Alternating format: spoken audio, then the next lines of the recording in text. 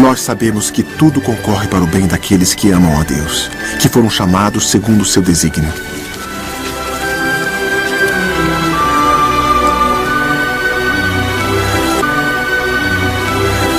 Pois estou convencido de que nem a morte, nem a vida, nem os anjos, nem os principados, nem o presente, nem o futuro, nem os poderes, nem as alturas, nem as profundezas, nem qualquer outra criatura poderá nos separar do amor de Deus em Jesus Cristo, nosso Senhor.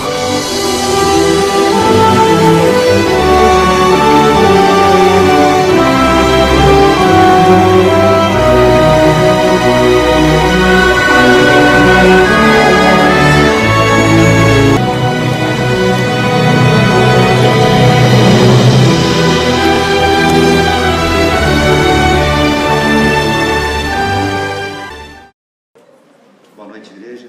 A paz do nosso Senhor e Salvador Jesus Cristo. Amém? Eu gostaria, sem muita demora, convidar aos irmãos que estivessem abrindo as suas Bíblias, o livro de Atos dos Apóstolos, Atos capítulo 9. Não vai ter não, acho que a Lara vai projetar, né, Lara? Isso. Atos dos Apóstolos.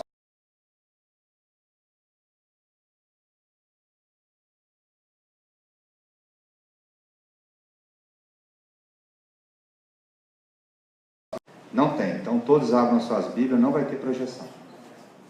Quem não tem Bíblia, use seu celular. Ok? Todos acharam?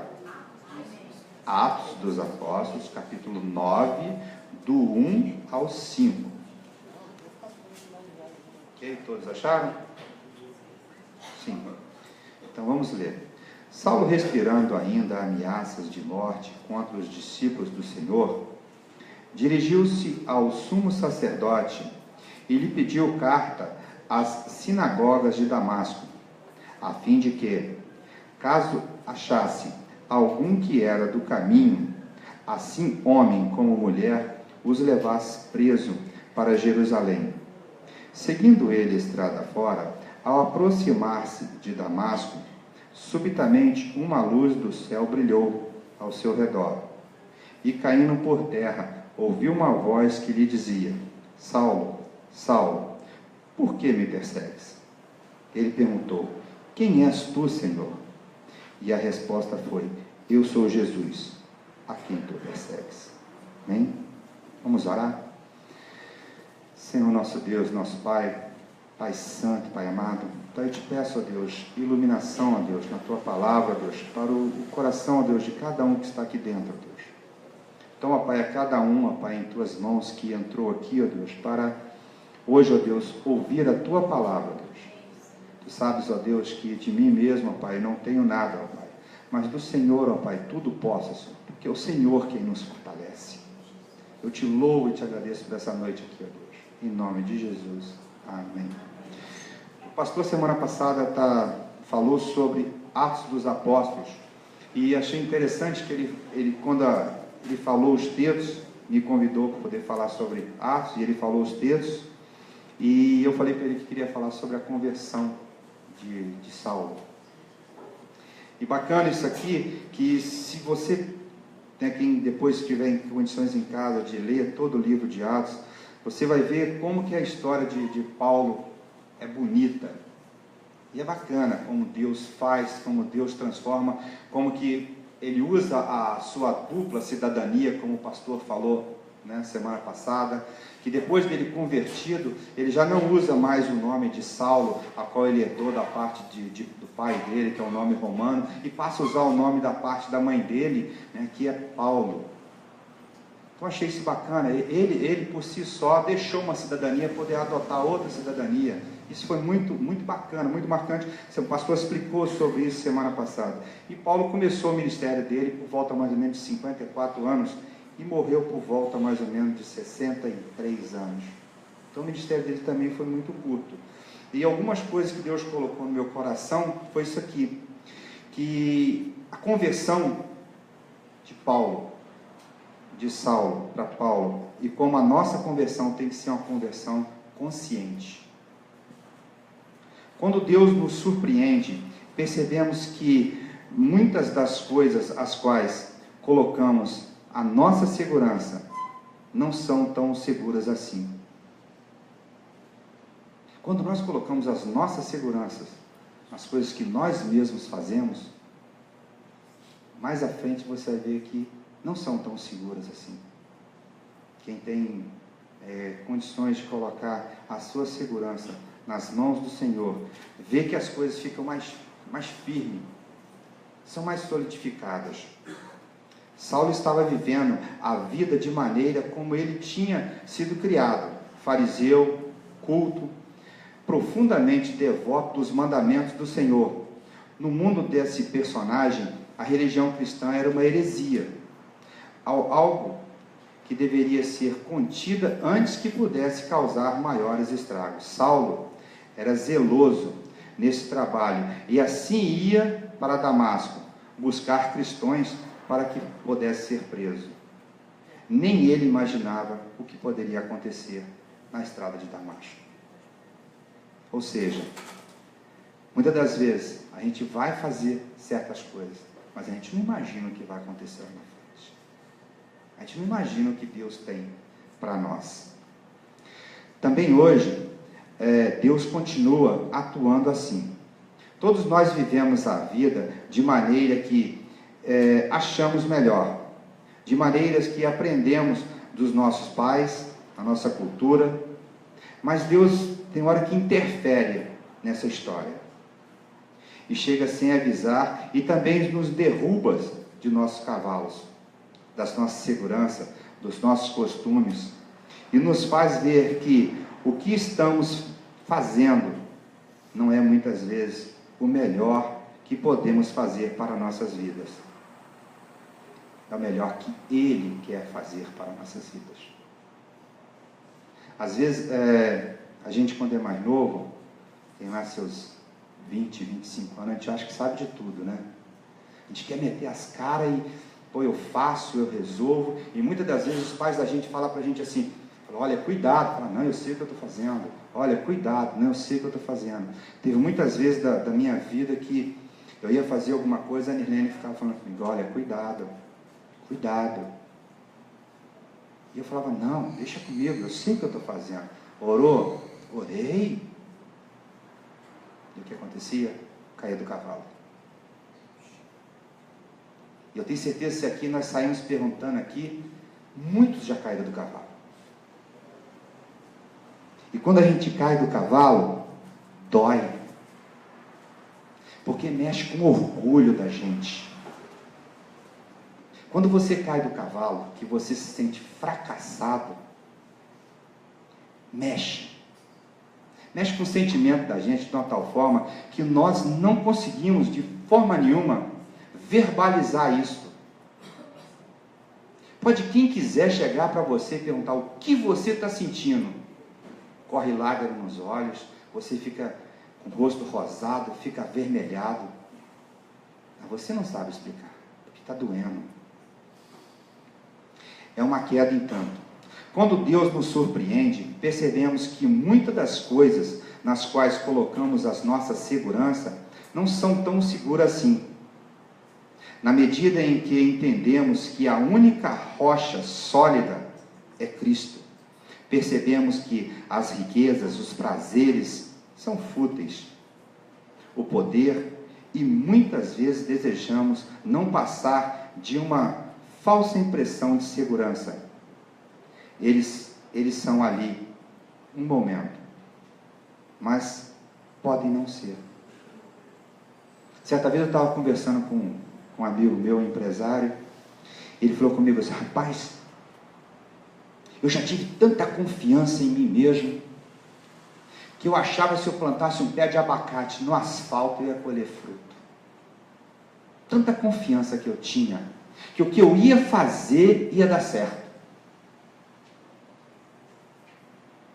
Quantas das vezes nós temos essa confiança dentro da gente, quando a gente sai para fazer alguma coisa, fala assim, isso vai dar certo. Eu vou fazer isso porque isso vai dar certo. E o que acontece? De novo, a gente cai do cavalo. A gente sempre cai, e já notou que a gente cai consciente? Às vezes você vê que aquilo vai dar errado, mas você fala assim, eu vou tentar, porque vai dar certo. E dá errado. E dá errado e você não colhe o fruto que você pensou que você ia colher. Aquilo não germina, aquilo não dá certo. E Paulo, ele tinha uma certeza tão grande em Deus, que o que ele fazia em nome de Deus. Paulo perseguia os cristãos, ele matava os cristãos em nome de Deus. Ele não era nem um herege, não. Ele tinha certeza que o que ele estava fazendo, ele era para agradar a Deus. Quando começou a levantar aquele movimento de Jesus ressuscitado, quem era esse Jesus? Quem era esse Jesus que estava tentando ser maior do que Deus? Essa era a linha de pensamento de Paulo. E ele, o que ele fazia? Ele reprimia aquilo com a maior força que ele tinha. E ele falou assim, olha, eu vou para Damasco, vou pegar a carta com o sumo sacerdote, e todos que tiver pelo caminho, eu vou prender, e vou trazer para Jerusalém, e nós vamos levar o cárcere e vamos matar. Porque ele achava que aquele povo era herege, aquilo estava, e se você lê a história, você vê que estava enraizando de tal forma, o cristianismo estava se espalhando. Porque quanto mais o sumo sacerdote e as leis da época apertava, mais espalhava o cristianismo. Quando apertava um grupinho aqui de 10, aquele grupinho dividia, montava mais 10 grupos, apertava ali, montava 100 grupos. E aquilo foi se espalhando de tal forma que eles começaram a ficar com medo. O porquê que esse povo que prega esse Jesus Cristo cresce tanto, esse povo se espalha tanto. Então houve necessidade do quê? De uma intervenção. A vida está feita de crises. As dificuldades no trabalho, a falta de dinheiro, os problemas familiares, a morte de um ente querido e tantas outras realidades que nos pegam de surpresa, estão sempre presentes na nossa vida. Não adianta querer uma vida na qual não existe crise. Até porque Deus sempre vai estar próximo, esperando o nosso momento adequado para nos surpreender e nos chamar e nos reconciliar. Então, quando acontece alguma coisa, que a gente vai cair do cavalo, que a gente vai se dar mal, aí é a hora que entra a providência divina na nossa vida, na nossa mão. O que devemos fazer então? Não ficar caído no chão. Talvez possamos ficar meio atordoado, como Paulo ficou. Talvez podemos ficar até cego. Mas no momento de crise, pode ser bom ou ruim. Depende de como nós colocamos as nossas convicções. Desse momento difícil, surpreendente, sai frutos de que Deus quer na nossa vida. Paulo, no momento que ele caiu no chão, ficou cego, ele ficou 3 dias sem comer. Ele não entendia o que Deus estava querendo fazer na vida dele. Ele não entendia. Mas ele, naquele momento, ele estava sendo tratado por Jesus Cristo. Ele estava sendo tratado para poder ser o quê? Um verdadeiro adorador. Para ser convertido a Jesus Cristo.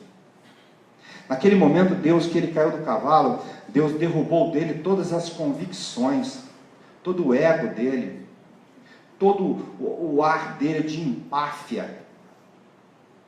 Deus mostrou para ele que ele não era ninguém. Aquele momento que ele caiu do cavalo, que ele se viu no chão, ele se viu dependente. Ele viu que ele não podia mais caminhar sozinho e não podia fazer mais nada sozinho. Se alguém não lhe desse a mão, ele não sairia do próprio lugar que ele estava. Houve necessidade dos cavaleiros que estavam com ele pegar ele sobre a mão, montar ele num cavalo, amarrar ele em cima de uma sela, então conduzir ele até Damasco. E ali então houve uma verdadeira conversão. E eu gostaria de fazer uma colocação aqui, ó. Quando somos convertidos pelo Espírito Santo, temos a verdadeira vitória. De acordo com essa passagem, eu queria fazer uma pergunta. Você se lembra qual foi o dia da sua conversão? Como foi, Sandro? Conta para nós.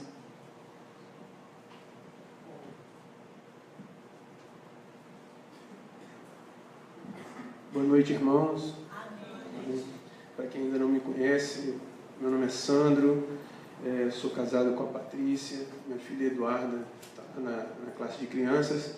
O Ronaldo me fez esse convite e eu fiquei muito feliz, porque eu já tinha conversado com ele antes sobre a minha conversão. Até 2004 eu era de uma outra religião, de um outro entendimento, e aí eu conheci a Patrícia. Nós nos conhecemos e eu falei para ela falou assim, eu sou evangélica, e eu falei para ela, eu queria ir na igreja. E eu não esqueço, dia 16 de fevereiro de 2004, eu entrei na igreja presbiteriana pela primeira vez, e aí eu vi que Deus me mostrou o caminho dele. Era um caminho que eu sabia que eu precisava seguir, né? A gente lá fora, a gente acha que tudo é certo, tudo pode, tudo vale, e quando eu vim, falei assim, esse é o caminho. E aí foi seguindo, em outubro de 2005, eu tinha firmado a minha aliança com a Patrícia na igreja, nós casamos na igreja, e ainda assim eu frequentava, e até então eu não tinha sido batizado. Aí, em agosto de 2008, foi meu batismo. E aí eu segui a igreja e comecei a vir mais firme na igreja, até um período que a gente acabou se afastando um pouco e procuramos outras doutrinas, outros lugares, e a gente viu que não dava. Uma vez, a gente sempre fala, uma vez que a gente se converte e vê a palavra do Senhor e vê verdadeiramente como que ela é, a gente não consegue ir até fevereiro de 2016, a gente entrou aqui pela primeira vez. Aí sim eu senti que eu tinha entrado na casa de Deus, e Ele falou assim, aqui é o seu lugar. Aqui é onde eu preparei para você, o seu caminho está seguindo. Eu agradeço, louvo a Deus a cada um de vocês que abriu o sorriso e o abraço para mim, para minha família, as crianças que fizeram a minha filha ficar feliz demais. E hoje a gente, graças a Deus, eu tenho orado, já conseguimos um grupo de oração, a gente abriu a nossa casa, né, com o de Pinheiral, a gente está lá com esse grupo de oração, tenho orado a Deus cada dia mais, para que Ele me aproxime mais da igreja, que eu possa contribuir mais ainda com o que Ele fez por mim, me dando essa família, dando vocês como irmãos. Tá? Amém. Obrigado a você. De acordo com esta passagem, faço novamente a pergunta. Você se lembra qual foi o dia da sua conversão? E quando eu fiz esse convite, eu convidei o Sandro, um rapaz chegou para cá agora, que muitos não conhecem a história dele. Muitos não sabem como que o Sandro se converteu. E a história dele é muito bonita.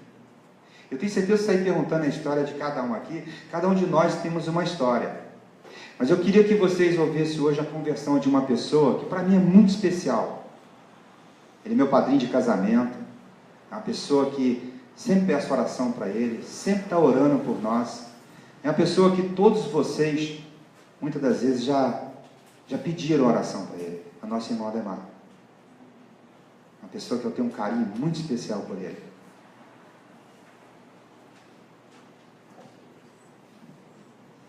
Se vocês não sabem, a minha conversão e a da Nilene é fruto de oração dele.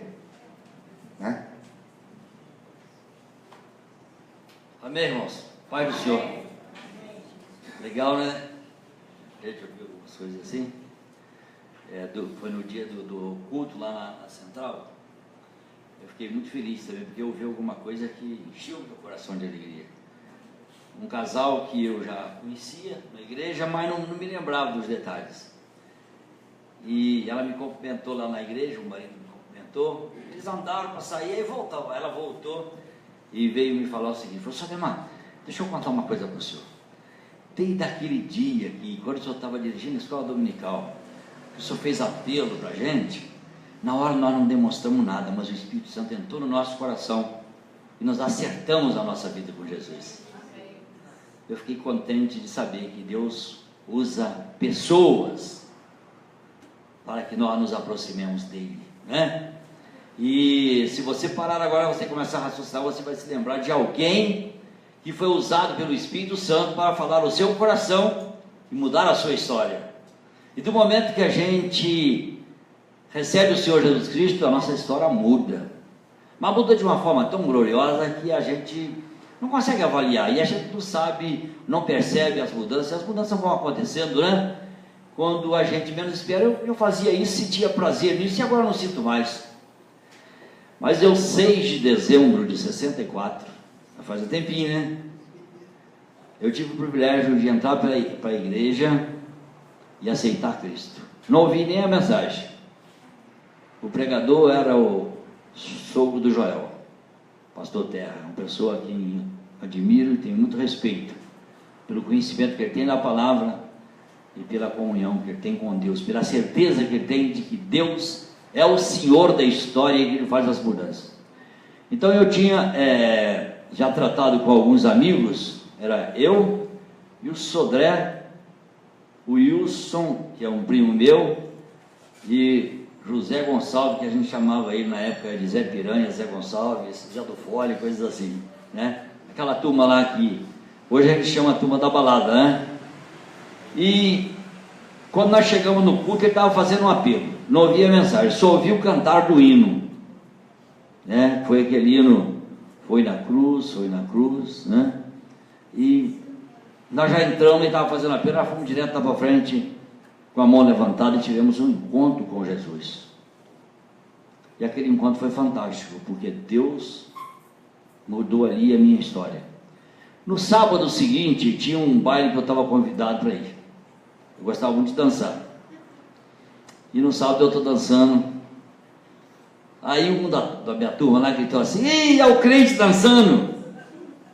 Naquela época era muito sério isso, né?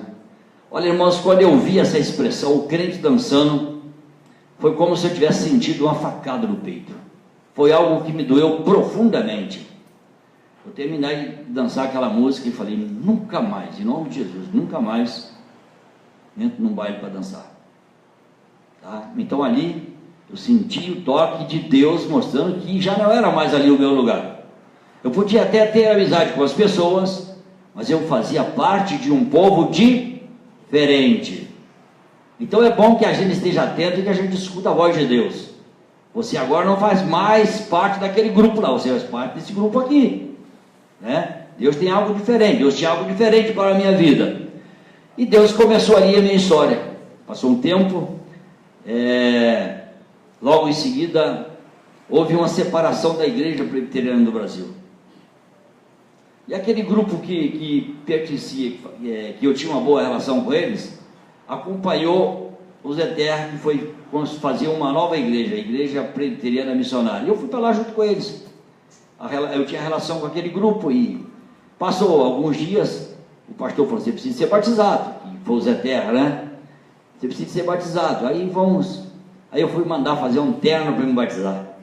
Porque naquela época eu não achava terno pronto, né? Me lembro que mandei fazer um terno de linho verde, né? Bonito. E o dia que eu fui me batizar, estava chovendo, eu cheguei da igreja molhado. Batizei molhado, né? Olha que legal. Então a gente tinha entusiasmo para ir na obra do Senhor. Não importa, não tinha carro, não tinha nada, mas eu fui. Lá de cima do alto da Vila Brasília, lá na igreja, no 13 de maio, chovendo, e eu cheguei molhado, mas fui e fui batizado. Que bênção que foi aquilo para mim. Logo em seguida o pastor fez um estudo sobre dízimo. E eu vi aquele estudo sobre dízimo. Tocou fundo no meu coração. E eu tomei compromisso com Deus daqui, a partir daquele dia, eu ser dizimista. Olha que coisa interessante. Eu trabalhava numa firma e eu era pintor de parede. Eu fui demitido da firma. Eu falei assim, mas peraí, agora que eu vou para a igreja, a minha situação piora, o patrão me manda embora? Aí eu recebi 232 conto de indenização naquela época. Eu peguei o dízimo e entreguei. Aí fiquei pensando, falei, o que eu vou ser? Eu gostava sempre de mexer com as carroças, os cavalos, eu vou ser carroceiro. Aí meu pai era barbeiro, falou assim, vem para cá para a barbearia, põe uma cadeira aqui, vem aprender a cortar cabelo. Aí eu comecei a cortar cabelo, mas não estava dando certo aquele negócio, não gostei daquilo não. Aí um dia eu terminei de fazer a barba de um cara, eu falei pro meu pai, briguei com ele assim, pai, passar a mão na cara de homem não dá certo para mim, vou parar com esse negócio. Aí esse alfaiate já tinha insistido comigo, quando ele fez o terno, que era para eu ir trabalhar na casa pernambucana. Falei, cara, eu era pintor de parede, eu não sei nada de cortar pano, naquela época só vendia pano, loja de tecido. E ele insistiu, passou um dia, foi lá na barbearia, insistiu comigo de novo, vim trabalhar na pernambucana. Falei, cara, eu não entendo nada daquilo. Aí depois que eu tinha desistido, falei assim, eu vou parar com esse negócio, vou mexer com minhas carroças, uns negócios qualquer, mas não vou continuar de barbeiro. E fui lá na minha casa à noite, lá em cima, no alto da Vila Brasília. O cara não tinha motivo nenhum para ir lá em cima. Ele foi lá e falou, você tem que ir lá na casa pernambucana. Aí eu acertei com ele. Ele falou assim, põe aquele terno. Eu pus o terno, fui de terno lá falar com o gerente da pernambucana. Aí fui lá, o homem falou assim para mim, você começa amanhã. Ele falou assim, eu falei, mas amanhã? Aí me veio na cabeça que o meu amigo que tinha decidido comigo estava desempregado. Eu queria ir trabalhar em casa pernambucana. Eu falei para ele, falou, só vem trabalhar se você arrumar emprego com meu amigo também. Folgado mesmo, né? O cara arrumou um emprego com meu amigo. Não pode vir você e ele. Eu continuei e ele com 3 dias desistiu do trabalho. E Deus me abençoou. Eu ganhava 66 conto no emprego que eu trabalhava. Eu passei, a minha média passou a quase 250 conto por mês. Então veja aí o cuidado de Deus com o povo dele.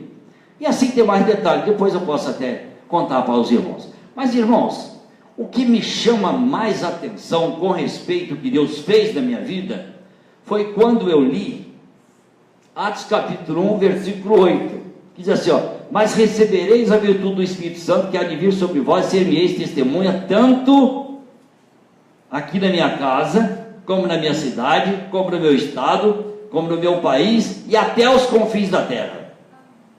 Deus me chamou naquele dia 6 de dezembro, para eu ser testemunha dele. E me lembrei de um texto interessante, que quando Pedro e João estavam entrando no templo para cultuar a Deus, tinha um indivíduo lá que era coxo, e ele expôs a mão pedindo uma esmola, e Pedro falou para ele assim, olha para nós, eu não tenho ouro nem prata, mas o que tenho, isso eu te dou, em nome de Jesus Cristo, levanta e anda. E eu lendo aquele texto, eu fiquei extremamente implicado com aquela expressão, olha para nós. Do momento que eu tive um encontro com Jesus, eu passei a estar preocupado com essa situação. Será que eu, do momento em que eu levantei a mão para o Senhor Jesus Cristo, eu tenho coragem de dizer para as pessoas que estão ao meu redor, para aquelas pessoas que me conhecem, para olhar para a minha vida espiritual? Se eu não tenho condição de dizer para a pessoa, olha para mim como cristão, eu preciso de revisar a minha condição espiritual. Então, vale a pena ter comunhão com Deus, vale a pena estreitar a relação com Deus, porque Ele cuida de cada um de nós, nos mínimos detalhes da nossa vida. Então, querido irmão, querida irmã, procure lembrar, se foi dia 6 de dezembro que você aceitou Jesus. Mas desde o dia que você aceitou, lembra dos detalhes, lembra da pessoa que foi testemunha para você, e viva como aquela pessoa viveu. Me lembro que, no dia de Natal, meu pai tinha ido para a igreja, minha mãe, e ele convidou uma pessoa para almoçar lá em casa, que hoje é pastor. Aí por eu estar trabalhando, ganhando mais ou menos bem, eu tinha, é como se fosse assim, um pouco de liberdade dentro de casa. Eu levei um monte de bebida, ele não bebeu, não falou da bebida que eu tinha colocado sobre a mesa, mas podia dizer assim, olha para mim como cristão, olha para mim. Então, o testemunho dele falou mais alto que as palavras dele para mim, e eu pude acertar a minha vida com Jesus. É bom. Eu não sei como é que está a sua vida com Jesus. Não sei se você está com a vida certinha com Jesus. Mas se não tiver, acerte sua vida com Jesus. Vale a pena. Olha bem, quantos anos já faz? 64 até hoje. E eu caminhando com Jesus. Caminhando.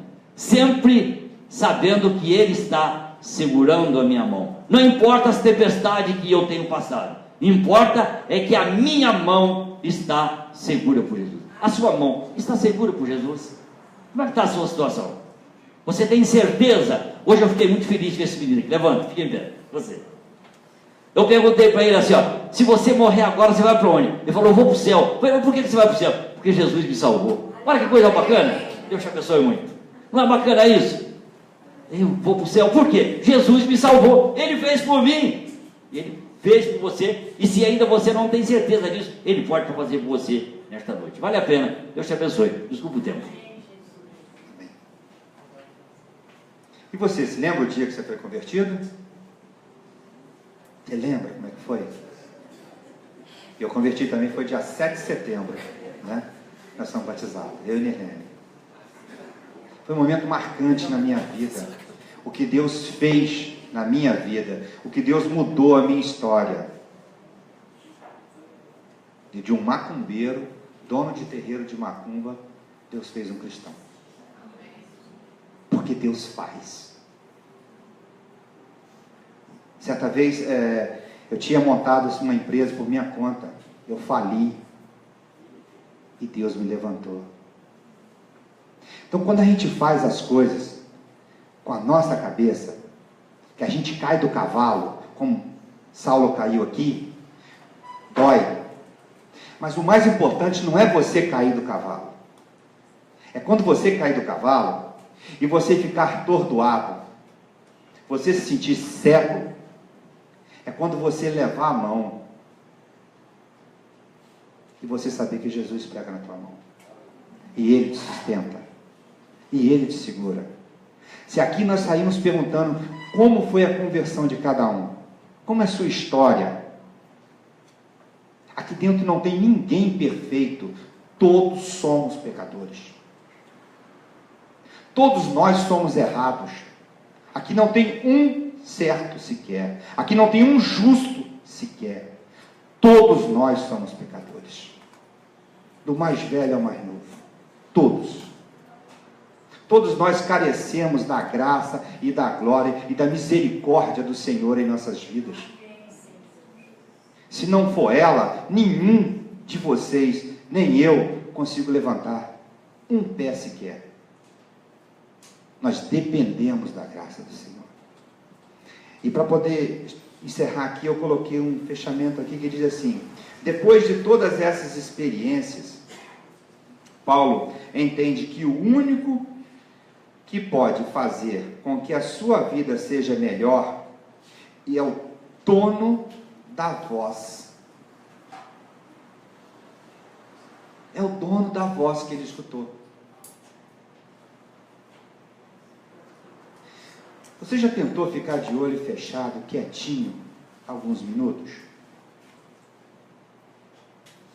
Vamos fazer essa experiência? Feche seus olhos, desliga a sua mente dos seus problemas, das suas dificuldades. Desliga de tudo que está te afligindo. Se amanhã você vai ter emprego ou não vai, se amanhã você vai ter condições financeiras de pagar as boletas que está sobre a mesa, se amanhã você vai ter condições de levantar da sua cama, se amanhã você vai ter condições de fazer compra, poder colocar comida dentro de casa, se vai ter condições de pagar conta de luz, de água. Às vezes nós vivemos tantas situações quando nós caímos do nosso cavalo, que nós esquecemos que é no silêncio que Deus fala com a gente. Deus não fala com a gente na hora da bagunça.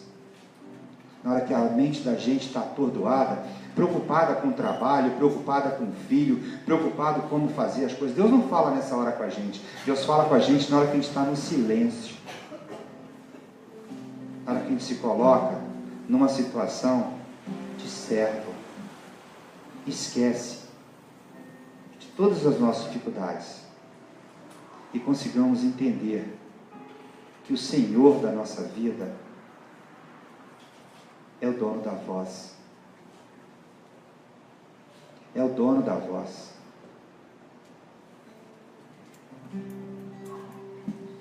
Senhor Deus, Pai, que nessa noite, ó Deus, Tu possa estar falando ao coração, ó Deus, daquele a que o Senhor deseja, ó Deus. Mostra para ele, ó Deus, que o Senhor é Deus.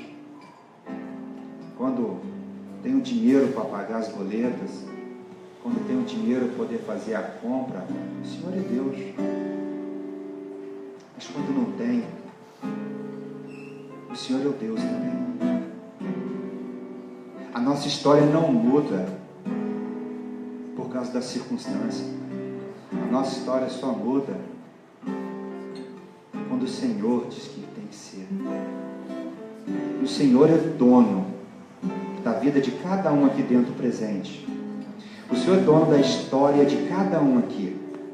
Eu tenho certeza que neste momento agora, Senhor, muitos estão colocando a situação dele nas tuas mãos. As dificuldades, os sonhos, os desejos.